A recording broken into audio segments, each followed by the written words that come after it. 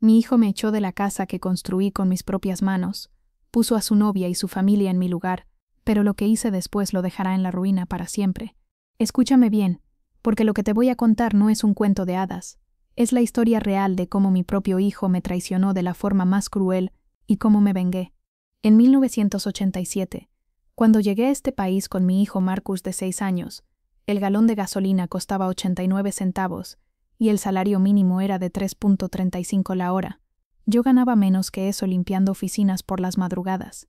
Guardaba cada centavo en una lata de café Folgers debajo de mi colchón, $5 por aquí, 10 por allá, mientras otras madres compraban juguetes de Fisher Price para sus hijos. Yo cortaba cupones del periódico dominical para ahorrar 25 centavos en una caja de cereal Kellogg's. Mami, ¿por qué no tenemos televisión como los demás? Me preguntaba Marcus cuando llegaba cansada de mi segundo trabajo. Porque vamos a tener algo mejor, mi amor. Vamos a tener una casa. Nuestra casa. Trabajaba 18 horas diarias. De 4 a.m. a 8 a.m., limpiando la torre de oficinas del centro. De 9 a.m. a 5 p.m., cuidando los hijos de familias ricas. De 6 p.m. a medianoche cosiendo en la fábrica textil donde me pagaban por pieza. Mis manos se agrietaron tanto que sangraban. Tenía que usar guantes de goma para lavar los platos porque el jabón me quemaba las heridas. Mi espalda dolía tanto que a veces no podía levantarme de la cama. Pero seguía trabajando. Durante 20 años, viví como una monja. Sin salidas, sin vacaciones, sin lujos. Mi ropa venía de Goodwill. Mi comida eran frijoles, arroz y las verduras más baratas del mercado. Pero tenía un plan. En 1995, encontré una mansión victoriana en remate bancario, 5,000 pies cuadrados, techos de 12 pies, escaleras de mármol importado. Había pertenecido a una familia millonaria que perdió todo en la bolsa. La casa estaba destruida, goteras en todos los techos, tuberías oxidadas, pisos de madera podridos. Los expertos decían que costaría 300,000 repararla. Pero yo veía potencial donde otros veían ruinas. Con mis 45,000 ahorrados, cada dólar ganado con sangre, sudor y lágrimas, más un préstamo hipotecario de 25,000, compré esa mansión por 70,000. El día que recibí las llaves, me senté en el piso del vestíbulo y lloré durante 3 horas. Marcus, que ya tenía 14 años, me encontró allí. ¿Estás bien, mami? Estoy en casa, mi amor. Finalmente estoy en casa. Lo que siguió fueron los 5 años más duros de mi vida. Cada fin de semana, cada día libre, cada minuto que no estaba trabajando para sobrevivir, lo dedicaba a mi casa. Aprendí carpintería viendo videos gratuitos en la biblioteca pública. Aprendí plomería de Don Giuseppe, el italiano del vecindario que se compadeció de mí. Aprendí electricidad leyendo manuales hasta que me dolían los ojos. Lijé cada tabla del piso con estas manos. Reparé cada ventana rota, pinté cada pared, instalé cada lámpara, planté cada rosa del jardín. Mis manos se deformaron. Los nudillos se hincharon por la artritis. Los dedos se torcieron por cargar tantos materiales pesados. Pero no paré. Mami, deberías descansar, me decía Marcus cuando me veía trabajar hasta las 2 a.m. reparando las tuberías del baño. No, mi amor. Esta casa es para ti. Todo lo que hago es para ti. Para el año 2000, mi mansión valía 850,000, pero para mí no tenía precio. Era el testimonio de que una mujer inmigrante, sola y pobre, podía construir un palacio con sus propias manos. Marcus se graduó de la secundaria con honores. Recibió una beca completa para estudiar en la Universidad de Colombia. Yo estaba tan orgullosa que sentía que mi pecho explotaría. Mientras él estudiaba, yo seguía trabajando para mantener la casa y enviarle $50 mensuales para sus gastos, dinero que me hacía falta para mis medicinas para la presión alta, pero que enviaba sin chistar. Cuando se graduó con honores en Administración de Empresas, lloré de alegría. Luego hizo una maestría en finanzas y después un doctorado en economía. Todo tu sacrificio valió la pena, mami, me dijo el día de su graduación doctoral. Ahora puedo cuidar de ti como tú me cuidaste. Qué ironía resultan ahora esas palabras. En 2005, Marcus consiguió trabajo en una firma de inversiones en Wall Street. Su salario inicial era de $150,000 al año, más de lo que yo había ganado en 10 años. Mami, quiero que dejes de trabajar, me dijo. Yo te mantendré. No, hijo, mientras pueda trabajar, trabajaré, es lo que me hace sentir útil. Pero la verdad era que tenía miedo de depender de alguien, incluso de mi propio hijo. Para 2010, Marcus había sido promovido a vicepresidente. Ganaba $400,000 al año. Compró un penthouse en Manhattan, que costaba $2,000. Sus visitas a casa se volvieron menos frecuentes. Antes venía cada fin de semana, luego cada mes, después solo en fiestas importantes. Cuando venía, ya no era el mismo. Hablaba de sus clientes millonarios, sus cenas en restaurantes que costaban $300 por persona, sus vacaciones en Europa. ¿No extrañas la casa, Marcus?, le pregunté una Navidad mientras cenábamos en la mesa de roble que había restaurado con mis propias manos. Claro que la extraño, mami, pero mi vida está en Nueva York ahora. Notaba cómo miraba la casa con ojos diferentes, como si fuera anticuada, como si se avergonzara de dónde venía.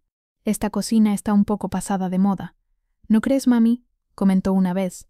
Podrías modernizarla. Mi cocina, la cocina que había diseñado y construido con mis propias manos. La cocina donde había cocinado miles de comidas para él mientras crecía. En 2015, Marcus me llamó emocionado. Mami, quiero presentarte a alguien muy especial. Se llama Vanessa. Vanessa Whitmore era todo lo que yo no era.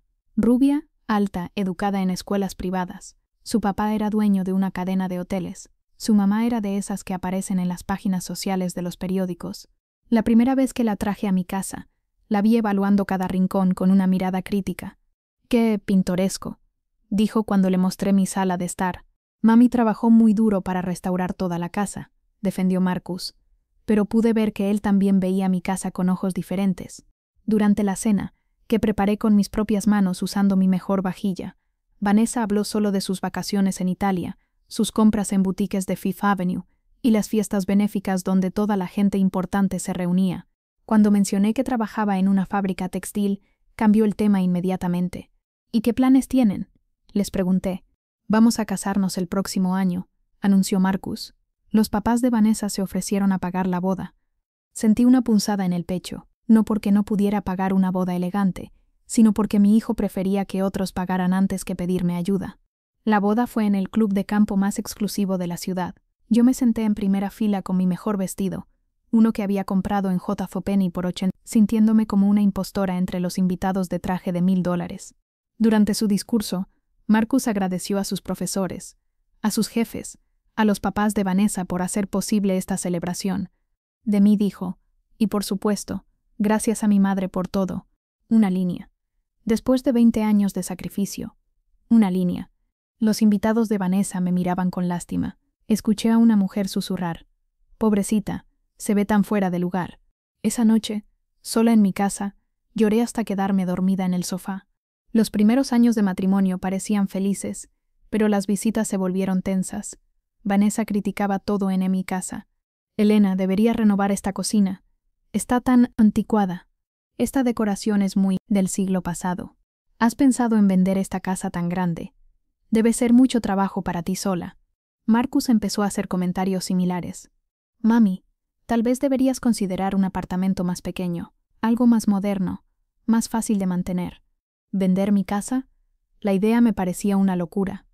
«Esta casa es nuestra historia, Marcus. La construí para ti». «Pero ya no somos una familia de dos, mami. Vanessa y yo tenemos nuestra vida». En 2018, Marcus fue promovido a socio. Ganaba más de $800,000 al año.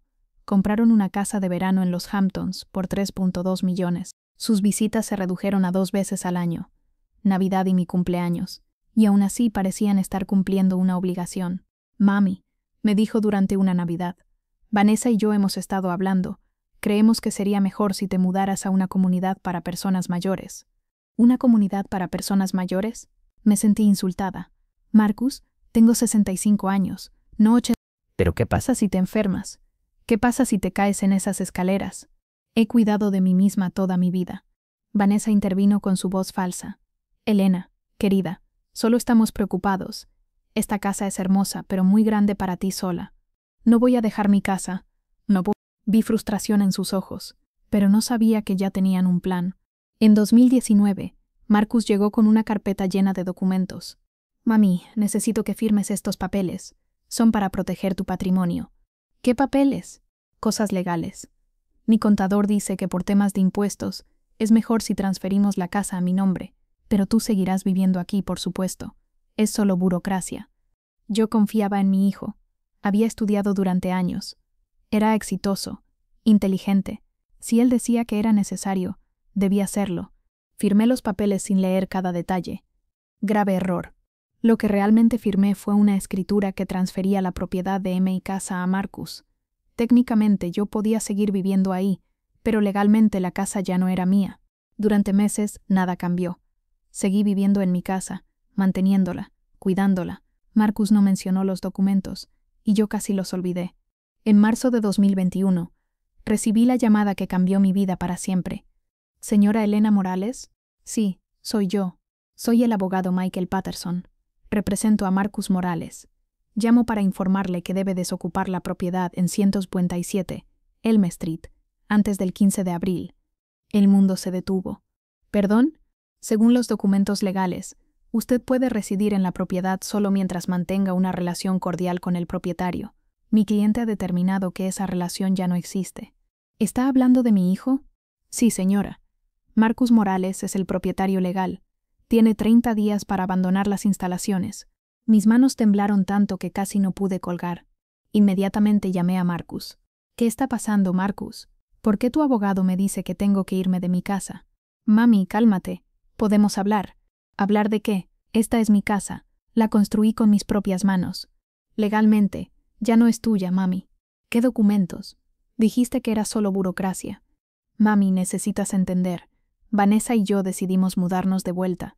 Queremos criar a nuestros hijos ahí. ¿Y qué hay de mí? Soy tu madre. Puedes buscar un apartamento. Te ayudaré con los gastos los primeros meses. No podía creer lo que escuchaba. Mi propio hijo, por quien había sacrificado toda mi vida, me estaba echando de la casa que construí con mis propias manos. Pero lo que encontré después me heló la sangre. El 15 de abril llegó Marcus con cerrajeros, un oficial de policía y una sonrisa que nunca olvidaré. Señora, necesito pedirle que recoja sus pertenencias, me dijo el oficial con compasión. Esta es mi casa, le dije, agarrándome al marco de la puerta. La construí yo misma. Lo siento, señora, pero legalmente ya no es suya. Con el corazón destrozado, empaqué mis cosas en 2 maletas viejas de Samsonite, mis fotos familiares, mi Biblia, las pocas joyas de mi madre. Todo lo demás se quedó. Los muebles que restauré, los cuadros que colgué, las plantas que cuidé durante años. Cuando salí por última vez, Marcus estaba supervisando el cambio de cerraduras. Mami, aquí tienes. Me extendió un cheque por 5. Lo miré por un momento. Luego lo rompí en pedazos. Puedes quedarte con mi casa, le dije, pero no me insultes con tu dinero sucio.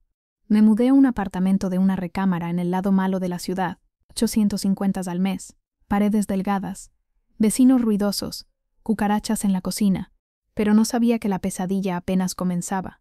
3 meses después, me enteré por mi vecina Marta de algo que me enfureció más que todo lo anterior. Elena, no sé cómo decirte esto, me dijo Marta, pero los papás de Vanessa se mudaron a tu casa, y su hermana con su esposo. Dicen que es temporal. ¿Qué? Sí, y renovaron toda tu cocina. Instalaron una nueva de 80.000, muy moderna, toda de acero inoxidable. Mi cocina, la cocina que diseñé y construí con mis propias manos, la cocina donde cociné miles de comidas para Marcus, la habían destruido. Y Marcus está ahí, pero parece que la familia de Vanessa está mandando. Ayer vi a la mamá de ella podando tus rosas. Mis rosas, las rosas que planté una por una, que cuidé durante 20. Marta, ¿puedes hacer algo por mí? Lo que necesites, Elena. Averigua todo lo que puedas sobre lo que pasa en mi casa. Durante semanas, Marta fue mi informante. Me contó que los Whitmore habían traído sus propios muebles y puesto los míos en el garaje, que convirtieron mi estudio en oficina, que instalaron una piscina destruyendo mi huerto. Pero lo que más me dolió fue saber que pintaron encima del mural que hice en la habitación de Marcus cuando tenía 7 años, una escena de su libro favorito que pinté durante semanas como sorpresa. Ahora había una pared blanca y vacía. Las primeras semanas en mi apartamento fueron las más oscuras de mi vida. No podía comer, no podía dormir. Lloraba tanto que me dolía el pecho físicamente. Tenía que tomar pastillas para la presión alta porque se me subía a 108. Mis manos temblaban tanto que no podía sostener una taza de café. Perdí 25 libras en 2 meses. La ropa me quedaba enorme. Parecía un fantasma de mí misma. ¿Cómo pudo hacerme esto? Me preguntaba todas las noches. ¿Cómo el niño que crié con tanto amor se convirtió en este monstruo? Pero una noche, mientras lloraba viendo las fotos de mi casa, algo cambió dentro de mí. La tristeza se transformó en algo más poderoso, en furia, en determinación. Marcus creía que me había derrotado. Pensaba que era una vieja débil que se resignaría a su destino. Estaba muy equivocado. Una tarde en el supermercado Kroger, una mujer joven se me acercó. «Disculpe, ¿es usted Elena Morales?» «Sí, soy yo. Soy Sara. Trabajaba para su hijo como asistente personal». «¿Trabajaba?» Me despidió la semana pasada. Dice que está reduciendo gastos. Hizo comillas. Pero creo que es porque sé demasiado. Mi corazón se aceleró. ¿Qué tipo de cosas? ¿Podemos hablar en privado? Fuimos a un Denny's, donde Sara me contó cosas que me dejaron helada. Señora Morales, su hijo no es quien usted cree. Ha estado robando dinero de las cuentas de sus clientes durante años. ¿Robando? Pequeñas cantidades que nadie notaría, pero en total son millones. Y cuando perdió todo en criptomonedas, perdió no solo su dinero, sino el de sus clientes. ¿Y mi casa? La va a vender. Ya tiene un comprador, un desarrollador que quiere tumbarla y construir condominios. Sentí como si me hubieran clavado un cuchillo en el corazón. ¿Tumbar mi casa? Sí. Dice que el lote vale más sin la casa vieja. Mi hermosa mansión que restauré con tanto amor sería demolida. ¿Por qué me dices esto? Porque he visto lo que le hizo. He leído sus emails, he escuchado sus llamadas, y porque sus ojos se llenaron de lágrimas. Mi abuela pasó por algo similar. Su propio hijo la abandonó, murió sola en un asilo.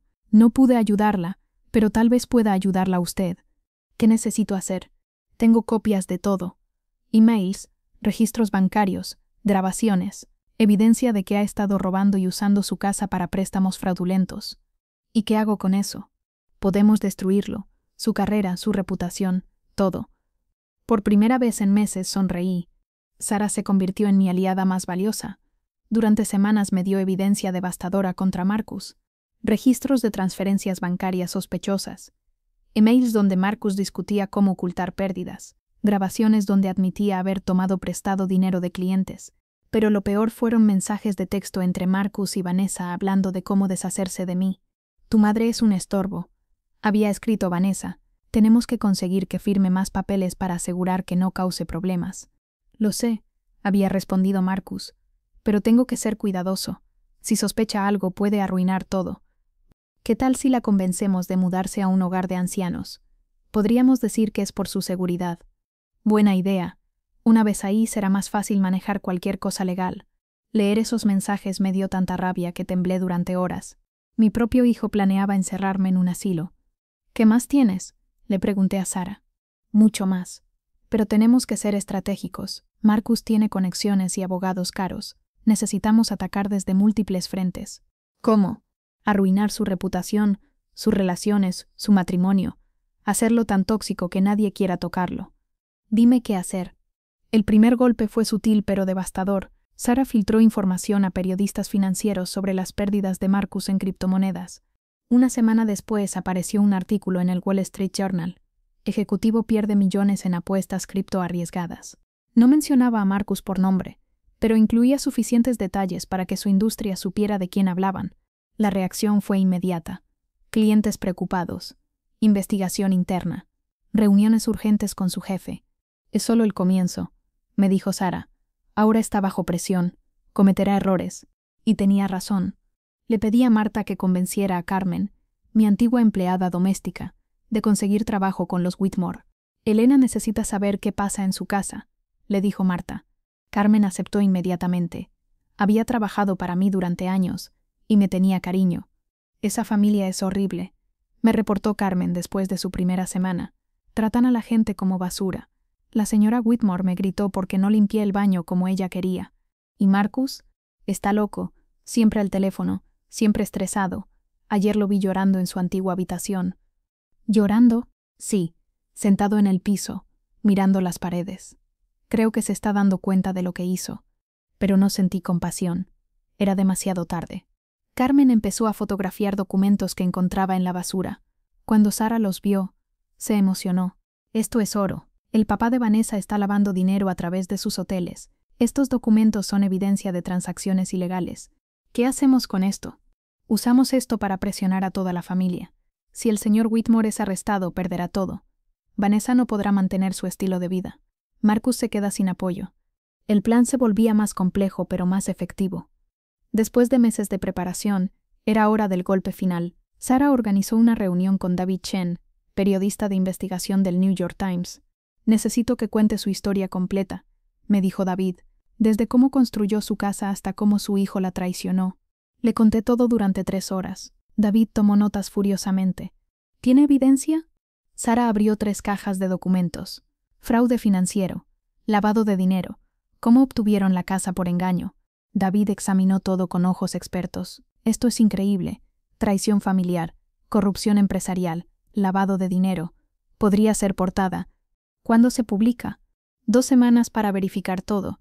2 semanas después, la historia apareció en portada. El hijo que robó el sueño americano. Cómo un ejecutivo defraudó a su madre y lavó dinero. La historia era devastadora. Fotos de mi casa, documentos de transacciones fraudulentas, entrevistas con vecinos. La reacción fue explosiva. Al día siguiente, el teléfono de Marcus no paraba. Periodistas, investigadores, clientes furiosos.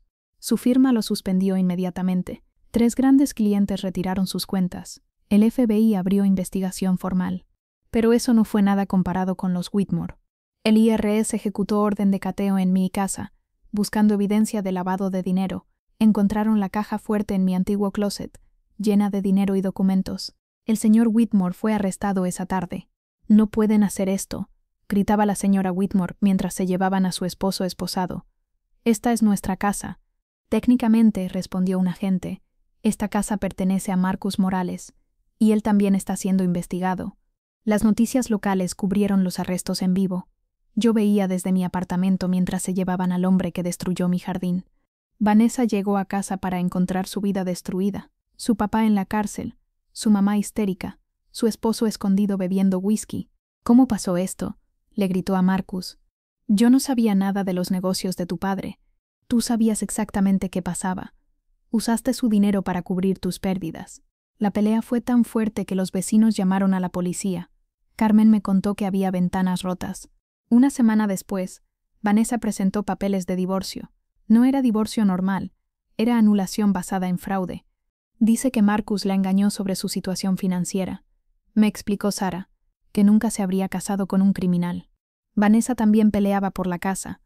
Aunque legalmente era de Marcus, ella argumentaba que había contribuido al mantenimiento. «Quiere vender y dividir el dinero», continuó Sarah. «Dice que necesita reconstruir su vida». Mi corazón se partió. Después de todo, mi casa todavía iba a ser vendida, demolida. «¿No hay nada que podamos hacer?», Sarah sonrió. Ahí entra la parte más brillante del plan. Sarah había estado trabajando en secreto con Robert Sterling, abogado especializado en fraude familiar. Los documentos que firmó fueron obtenidos por engaño, me explicó Sterling. Su hijo le dijo que era protección fiscal, pero realmente quería la propiedad para usarla como garantía. ¿Eso es ilegal? Es fraude. Y tenemos evidencia de que lo planeó desde el principio. Sterling me mostró emails de Marcus, fechados meses antes de que firmara, donde discutía con Vanessa cómo conseguir que transfiriera la casa. «Necesito que transfiera la casa», había escrito Marcus, pero sin que sospeche. «¿Cómo?», había respondido Vanessa. «Le diré que es protección fiscal. Confía en mí completamente. Firmará cualquier cosa». «Perfecto. Una vez que esté en tu nombre podemos hacer lo que queramos». Leer esos emails fue como una puñalada, pero también liberador. Tenía prueba de fraude deliberado. ¿Qué significa para mi casa? Vamos a pelear para devolvérsela. Los documentos son inválidos por fraude. Legalmente, usted sigue siendo la propietaria. Por primera vez en meses, sentí esperanza. La batalla legal fue intensa. Marcus contrató abogados caros. Vanessa tenía su equipo. Los Whitmore tenían defensores luchando contra cargos criminales. Pero nosotros teníamos algo que ellos no: la verdad. El caso se volvió circo mediático. Periodistas siguieron cada desarrollo. La historia de la madre traicionada capturó la imaginación pública. Recibí miles de cartas de apoyo. «Es como David contra Goliat», escribió una señora de Ohio. «Todos la apoyamos». Durante las audiencias, tuve que testificar sobre el engaño de Marcus. Fue doloroso revivir cada detalle, pero también liberador. «Señora Morales», me preguntó el abogado de Marcus, ¿firmó los documentos voluntariamente? «Sí, los firmé», respondí con voz firme. «Pero mi hijo me mintió. Me dijo que era solo protección fiscal». ¿Cómo puede estar segura? Sterling se levantó. Objeción, su señoría. Tenemos evidencia documental de que el señor Morales planeó engañar a su madre. El juez pidió ver la evidencia. Cuando leyó los emails entre Marcus y Vanessa, su expresión se endureció. Esta evidencia es muy preocupante. Muestra un patrón claro de engaño intencional. Marcus se veía destruido. Había perdido 40 libras. Tenía ojeras profundas. Temblaba constantemente. Sabía que probablemente iría a prisión. Después de 6 meses de batalla legal, el juez Morrison tomó su decisión. Este caso representa una de las traiciones más crueles que he visto en mi carrera. Un hijo que deliberadamente engañó a su madre para robar la casa que ella construyó con sus propias manos. Marcus estaba de pie, completamente derrotado. Los documentos firmados por la señora Morales son declarados inválidos por fraude. La propiedad en 147 Elm Street es devuelta a su propietaria legítima, Elena Morales. El martillazo resonó por toda la sala. Había ganado. Después de 2 años de infierno, había recuperado mi casa. Además, continuó el juez, el señor Marcus Morales debe pagar 750,000 en daños punitivos por trauma emocional y pérdidas financieras. Marcus se desplomó en su silla. Su abogado tuvo que sostenerlo. El día que volví a mi casa fue el más emotivo de mi vida. Carmen me esperaba con las llaves. Bienvenida a casa, Elena, me dijo llorando.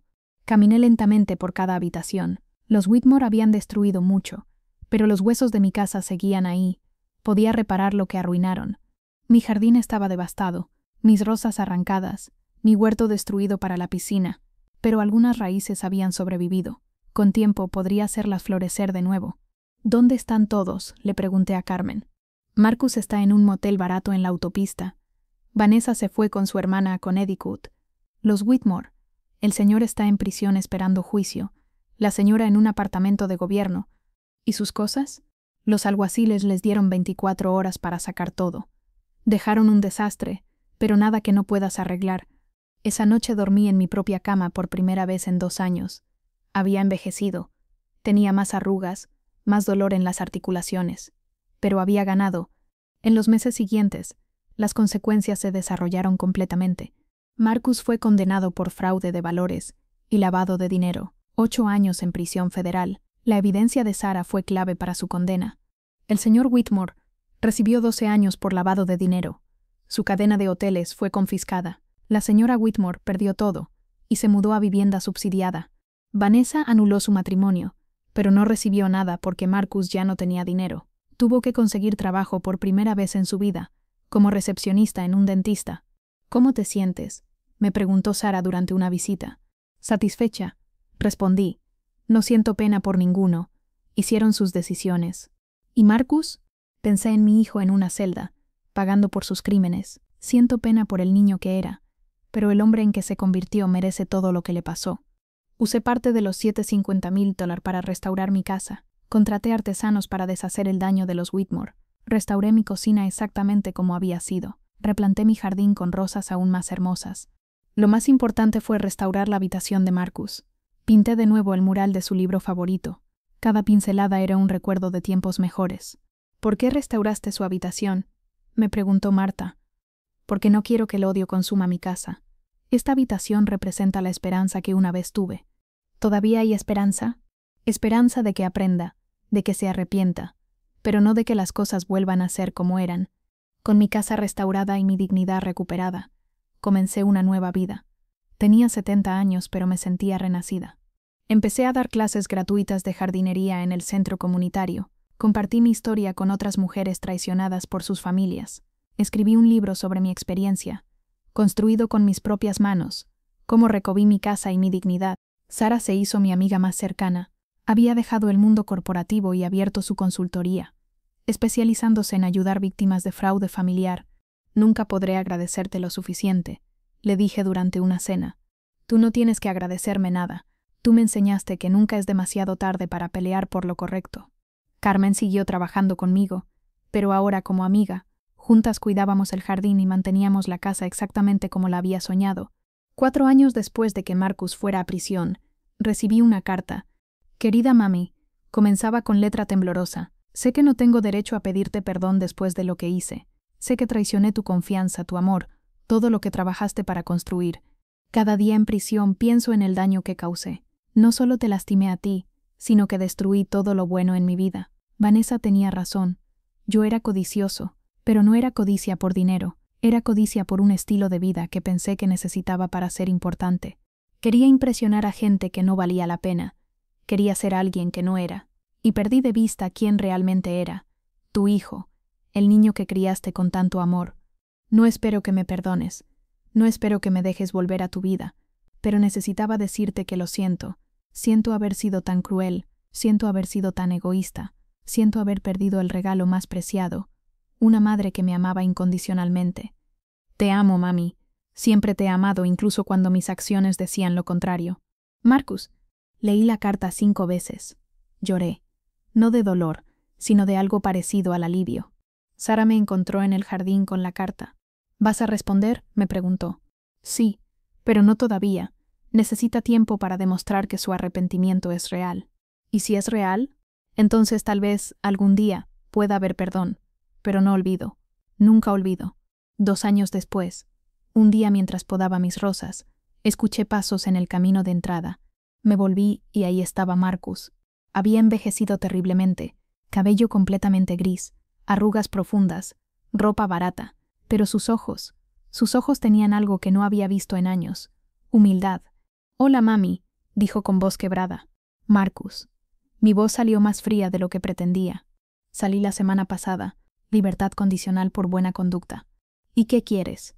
Quiero pedirte perdón, en persona. Y quiero preguntarte si tal vez puedo ganarme un lugar en tu vida otra vez. Lo miré por largo tiempo. Este hombre de 45 años, quebrado y humillado, parado en el jardín que una vez destruyó. ¿Dónde estás viviendo? En una casa de transición en el centro. Trabajo lavando platos en un restaurante. ¿Tienes hambre? Asintió. Ven, te haré un sándwich. Esa fue la primera de muchas visitas. Marcus venía cada domingo, siempre pidiendo permiso, nunca asumiendo nada.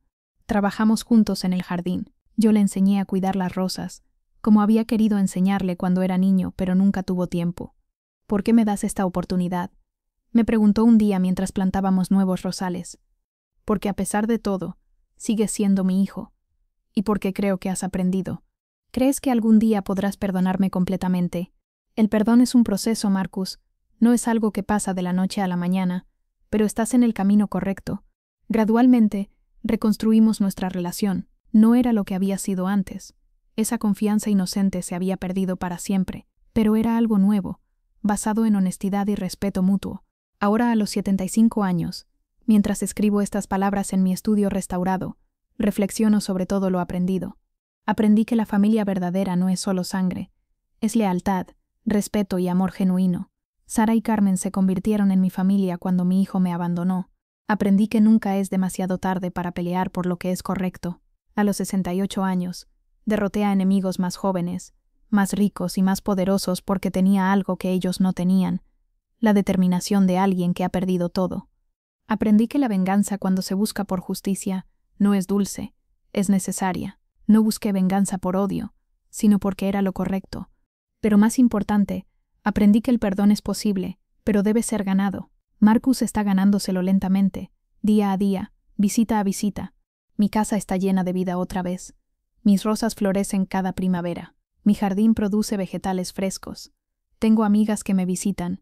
Tengo propósito en mis clases y mi libro. Marcus me robó 2 años de mi vida, pero no pudo robar mi espíritu. Los Whitmore destruyeron mi jardín, pero no pudieron destruir mi determinación de replantarlo. Y cada noche, cuando me acuesto en mi cama, en la casa que construí con mis propias manos, sonrío, porque soy una sobreviviente, soy una luchadora, soy una mujer que se negó a ser víctima. Marcus viene todos los domingos ahora. Trabajamos en el jardín juntos. Está aprendiendo a ser el hombre que debió ser siempre. ¿Lo he perdonado completamente? Esa es una pregunta que solo el tiempo podrá responder. Pero sí sé esto: construí mi casa con mis propias manos una vez. La recobí con mi propia fuerza otra vez. Y si fuera necesario, lo haría una tercera vez. Porque así soy yo, Elena Morales, la mujer que nunca se rinde. La mujer que construyó un imperio, perdió todo, y lo recobió con venganza. Esta es mi historia. Esta es mi verdad. Y esta es la venganza más dulce de todas. Seguir viviendo, seguir luchando, seguir siendo fuerte. porque al final no importa cuánto traten de destruirte. Si tienes suficiente determinación, siempre puedes reconstruir, con tus propias manos. Fin.